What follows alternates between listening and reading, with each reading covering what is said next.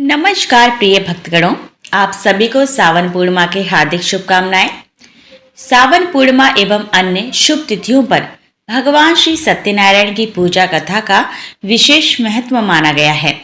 जो भक्त पूर्ण श्रद्धा, भक्ति और नियम के अनुसार इस व्रत का अनुष्ठान करते हैं तथा कथा का श्रवण करते हैं, उनके समस्त दुख दरिद्र दूर होते हैं और वे मनोवांछित फल प्राप्त करते हैं। एक समय की बात है, नैमिषारण्य तीर्थ में महर्षि शौनक आदि 28,000 ऋषियों ने परम ज्ञानी सूत जी से प्रश्न किया, हे पूज्य गुरुदेव, कृपया करके हमें कोई ऐसा सुलभ, सर्व पापहारी और पुण्यदायी व्रत या उपाय बताएं जिसके अनुष्ठान से मनुष्य इस लोक में समस्त सुख भोग प्राप्त कर सके और अंतकाल में मोक्ष को प्राप्त हो। सूत जी ने प्रसन्न होकर कहा, हे ऋषियों, आप सभी ने जन कल्याण की भावना से अत्यंत श्रेष्ठ प्रश्न पूछा है। वही बात मैं आपसे कहता हूँ जो एक बार देवर्षि नारद जी के पूछने पर स्वयं जगन्नाथ भगवान श्री हरि विष्णु ने कही थी। एक बार देवर्षि नारद मुनि लोक कल्याण की इच्छा से विभिन्न लोकों में भ्रमण करते हुए मृत्यु लोक अर्थात पृथ्वी लोक में पहुंचे।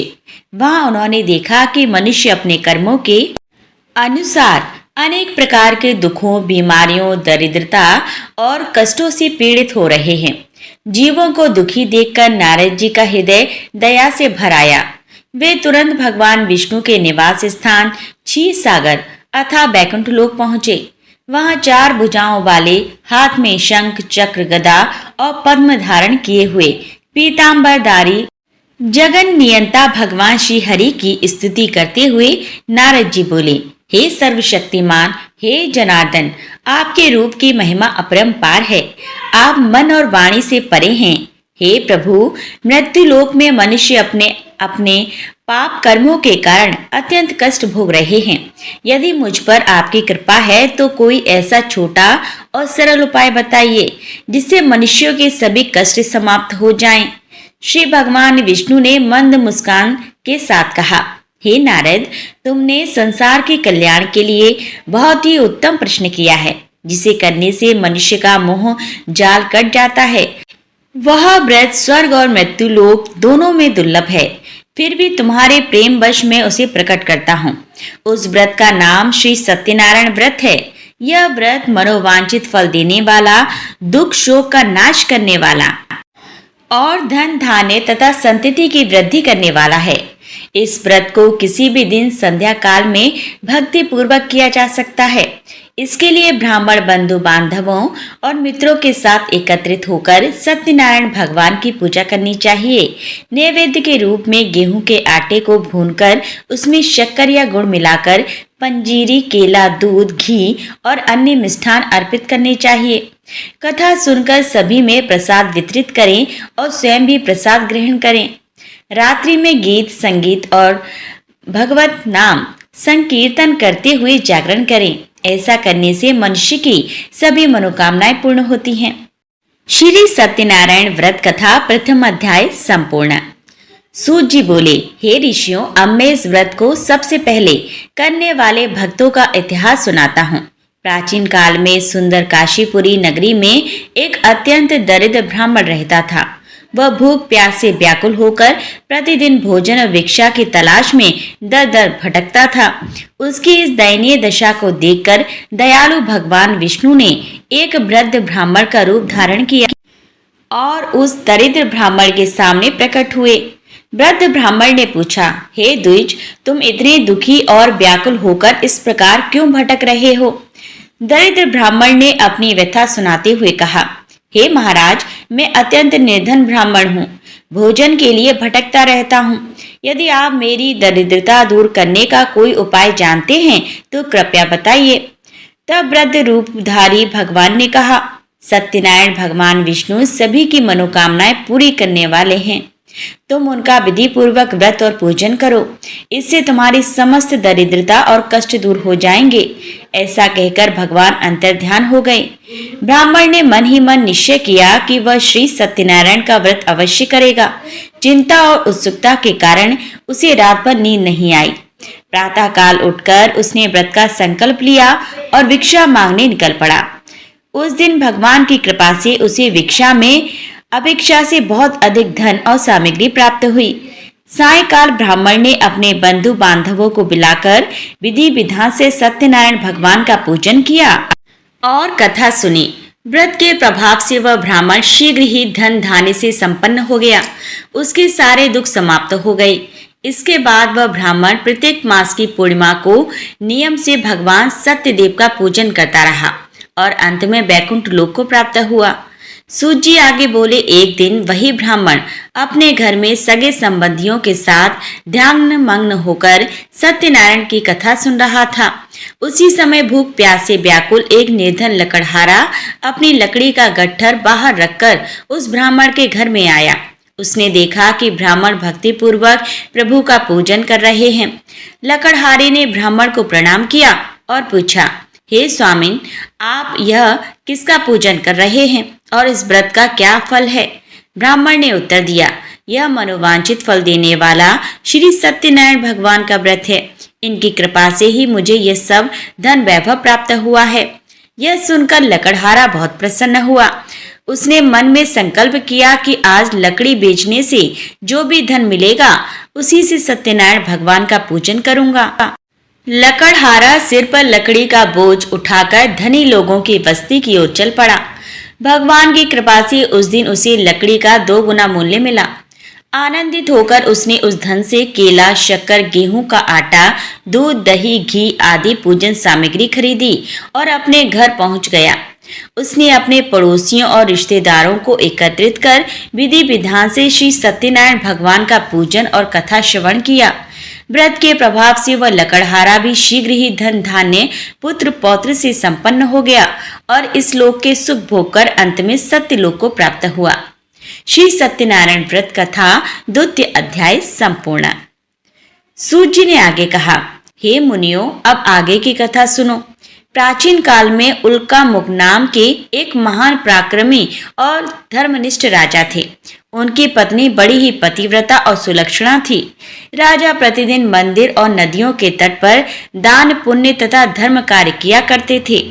एक दिन राजा उल्कामुख अपनी रानी के साथ भद्रशिला नदी के तट पर श्री सत्यनारायण भगवान की पूजा और कथा कर रहे थे। उसी समय साधु नाम का एक व्यापारी रत्नों से भरी अपनी नौका को किनारे लगाकर वहां आया। राजा को पूजन करते देख उसने विनम्रता पूर्वक पूछा, हे राजन, आप इतनी भक्ति से किसका पूजन कर रहे हैं? राजा ने उत्तर दिया, हे साधु, हम पुत्र, धन और ऐश्वर्य देने वाले भगवान श्री सत्यनारायण का पूजन कर रहे हैं। यह सुनकर साधु वैश्य ने कहा, हे महाराज, मेरी कोई संतान नहीं है। मैं भी संतान प्राप्ति की इच्छा से इस महाव्रत को करूंगा। साधु वैश्य अपने घर गया और अपनी पत्नी लीलावती को व्रत का पूरा समाचार सुनाया। उसने मन्नत मांगी, जब हमारे संतान होगी तब मैं भगवान सत्यदेव का व्रत करूंगा। कुछ समय पश्चात भगवान सत्यनारायण की कृपा से लीलावती गर्भवती हुई और उसने एक अत्यंत सुंदर कन्या को जन्म दिया। कन्या का नाम कलावती रखा गया। वह चंद्रमा की कलाओं की भांति दिन प्रतिदिन बढ़ने लगी। लीलावती ने अपने पति को याद दिलाया, हे नाथ, आपने संतान होने पर जो व्रत करने का संकल्प लिया था, अब उसे पूरा कीजिए। साधु वैश्य ने टालते हुए कहा, हे प्रिय, कन्या के विवाह के समय व्रत करूंगा। ऐसा कहकर वह अपने व्यापार में लग गया और व्रत करना भूल गया। समय बीतने पर कलावती विवाह योग्य हो गई। साधु वैश्य ने कांची नगर के एक सुंदर, सुशील और योग्य वणिक पुत्र के साथ अपनी पुत्री का विवाह धूमधाम से कर दिया। विवाह संपन्न हो गया, किंतु साधु वैश्य ने फिर भी अपना संकल्प पूरा नहीं किया और व्रत को टाल दिया।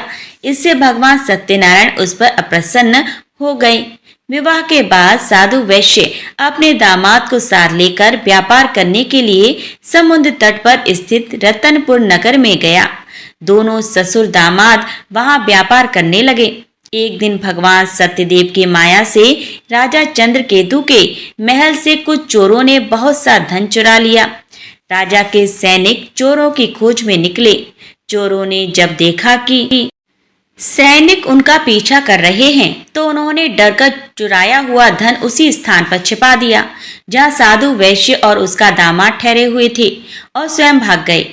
सैनिकों ने वहां पहुंचकर राजा का धन देखा और साधु वैश्य तथा उसके दामाद को ही चोर समझकर बंदी बना लिया।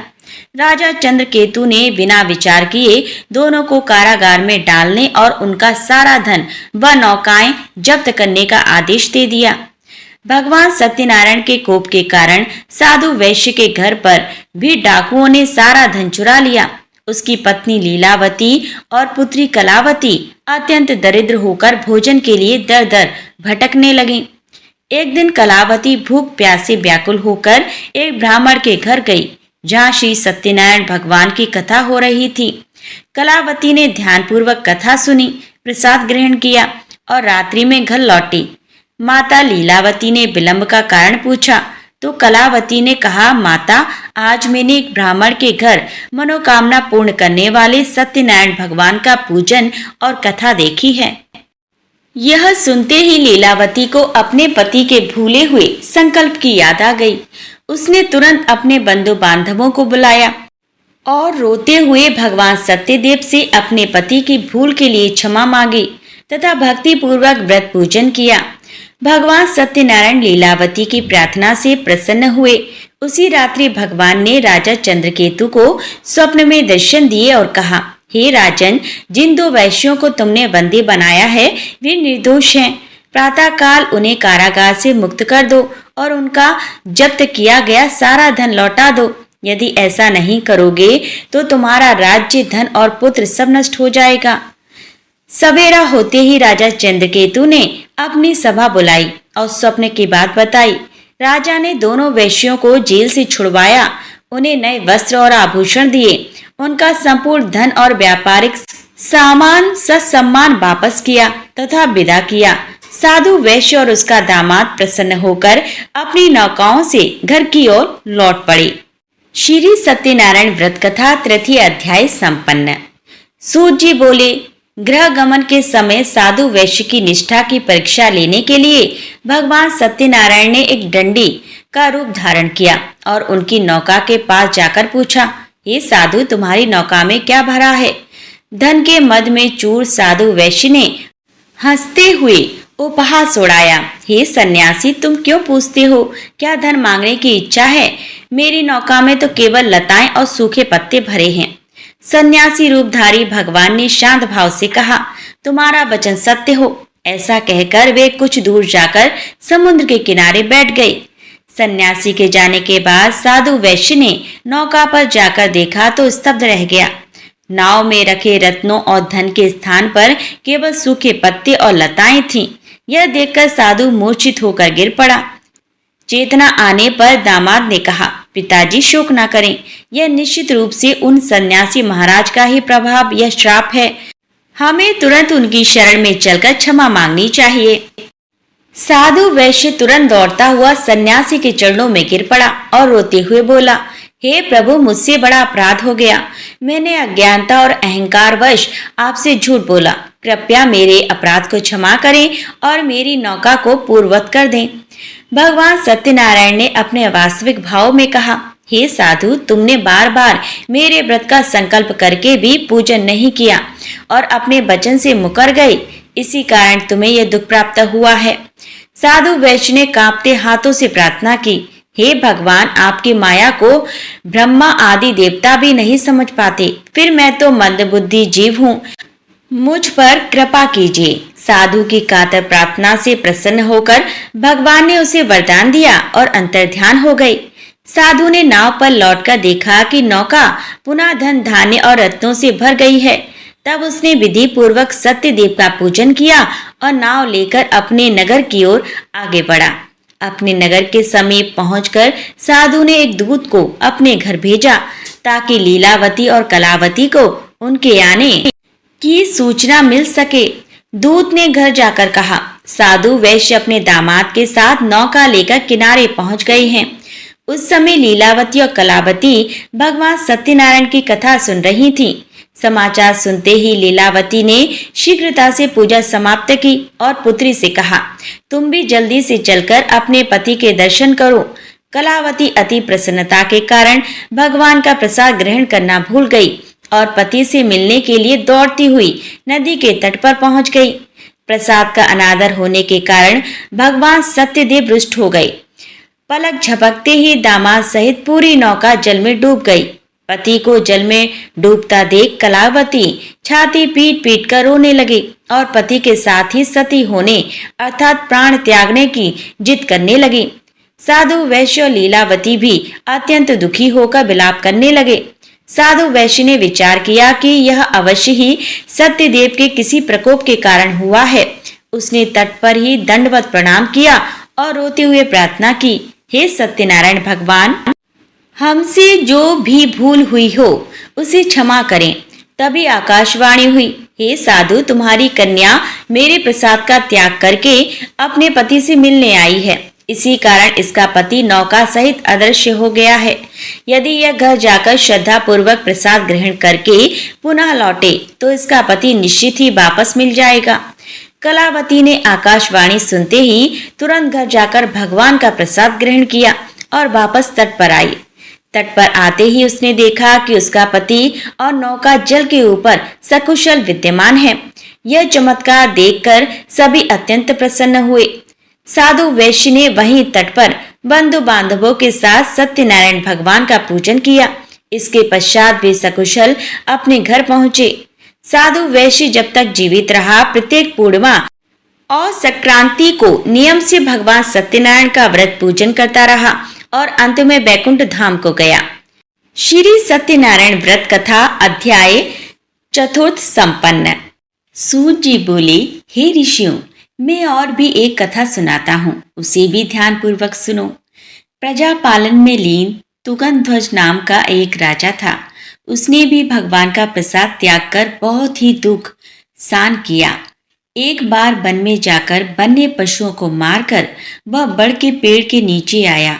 वहां उसने ग्वालों को भक्ति भाव से अपने बंधुओं सहित सत्यनारायण भगवान का पूजन करते देखा। अभिमानवश राजा ने उन्हें देखकर भी पूजा स्थान में नहीं गया और ना ही उसने भगवान को नमस्कार किया। ग्वालों ने राजा को प्रसाद दिया, लेकिन उसने वह प्रसाद नहीं खाया और प्रसाद को वहीं छोड़ वह अपने नगर को चला गया। जब वह नगर पहुंचा तो वहां सब कुछ तहस नहस हुआ पाया तो वह शीघ्र ही समझ गया कि यह सब भगवान ने ही किया है। वह दोबारा ग्वालों के पास पहुंचा और विधि पूर्वक पूजा करके प्रसाद खाया तो श्री सत्यनारायण भगवान की कृपा से सब कुछ पहले जैसा हो गया। दीर्घ काल तक सुख भोगने के बाद मरणोपरांत उसे स्वर्गलोक की प्राप्ति हुई। जो मनुष्य परम दुर्लभ इस व्रत को करेगा तो भगवान सत्यनारायण के अनुकंपा से उसे धन धान्य की प्राप्ति होगी। निर्धन धनी हो जाता है और भय मुक्त हो जीवन जीता है।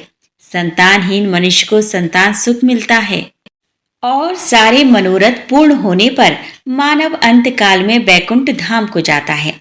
सूत जी बोले, जिन्होंने पहले इस व्रत को किया है अब उनके दूसरे जन्म की कथा कहता हूँ। वृद्ध शतानंद ब्राह्मण ने सुदामा का जन्म लेकर मोक्ष की प्राप्ति की। लकड़हारे ने अगले जन्म में निषाद बनकर मोक्ष प्राप्त किया। उल्का मुख नाम का राजा दशरथ होकर बैकुंठ को गए। साधु नाम के वैश्य ने मोरध्वज बनकर अपने पुत्र को आरे से चीरकर मोक्ष पाया। महाराज तुंगध्वज ने स्वयंभू होकर भगवान में भक्ति युक्त हो कर्म कर मोक्ष पाया। श्री सत्यनारायण व्रत कथा पंचम अध्याय संपूर्ण। सूत जी ने शौनक आदि ऋषियों से कहा, जो मनुष्य इस परम दुर्लभ श्री सत्यनारायण व्रत का अनुष्ठान करता है या कथा को भक्ति पूर्वक सुनता है, भगवान सत्यदेव की कृपा से उसकी दरिद्रता दूर होती है, बंदी को बंधन से मुक्ति मिलती है, भयभीत को अभय प्राप्त होता है और संतानहीन को संतान की प्राप्ति होती है। इस लोक में समस्त सुखों का भोग करके अंत समय में वह परम पद को प्राप्त होता है। इस प्रकार श्री सत्यनारायण भगवान की यह दिव्य कथा संपन्न हुई। कथा सुनने वालों का भी कल्याण हो और सुनाने वालों का भी कल्याण हो। श्री सत्यनारायण भगवान की जय। हरि बोल राम बोल। प्रिय भक्तों, आइए अब श्रवण करते हैं श्री सत्यनारायण भगवान की आरती। जिसको सुनने से ही कथा का संपूर्ण लाभ प्राप्त होता है। जय लक्ष्मी रमणा स्वामी, जय लक्ष्मी रमणा, सत्यनारायण स्वामी जनपातक हरणा। जय लक्ष्मी रमणा। रत्न जड़ित सिंहासन अद्भुत छवि राजे, स्वामी अद्भुत छवि राजे। नारद करत निरंजन घंटा ध्वनि बाजे। जय लक्ष्मी रमणा स्वामी, जय लक्ष्मी रमणा। प्रकट भये कलि कारण तुझको दरस दियो, स्वामी तुझको दरस दियो। बूढ़ो ब्राह्मण बन कर कंचन महल कियो। ओम जय लक्ष्मी रमणा स्वामी, जय लक्ष्मी रमणा। दुर्बल भील कठियारो जिन पर कृपा करी, स्वामी जिन पर कृपा करी। चंद्रचूड़ एक राजा जिनकी विपत हरी। ओम जय लक्ष्मी रमणा स्वामी, जय लक्ष्मी रमणा। वैश्य मनोरथ पायो श्रद्धा तज दीनी, स्वामी श्रद्धा तज दीनी। सो फल भोग्य प्रभु जी फिर स्तुति कीनी। ओम जय लक्ष्मी रमणा स्वामी, जय लक्ष्मी रमणा। भाव भक्ति के कारण छिन छिन रूप धरियो, स्वामी छिन छिन रूप धरियो। श्रद्धा धारण कीनी तिनके काज सरियो। ओम जय लक्ष्मी रमणा स्वामी, जय लक्ष्मी रमणा। ग्वाल बाल संग राजा वन में भक्ति करी, स्वामी वन में भक्ति करी। मन वांछित फल तीनों दीन दयाल हरि। जय लक्ष्मी रमणा स्वामी, जय लक्ष्मी रमणा। चढ़त प्रसाद सवायो कदली फल मेवा, स्वामी कदली फल मेवा। धूप दीप तुलसी से राजी सत्य देवा। ओम जय लक्ष्मी रमणा स्वामी, जय लक्ष्मी रमणा। श्री सत्यनारायण जी की आरती जो जन गावे, स्वामी आरती जो कोई जन गावे। कहते शिवानंद स्वामी सुख संपत्ति पावे। जय लक्ष्मी रमणा स्वामी, जय लक्ष्मी रमणा। श्री सत्यनारायण भगवान की जय। प्रिय श्रोताओं, आज की ये कथा और आरती यहीं संपन्न होती है। तो फिर मिलते हैं अगली वीडियो में नई कथा के साथ। तब तक के लिए जय श्री सत्यनारायण भगवान की जय। हर हर महादेव।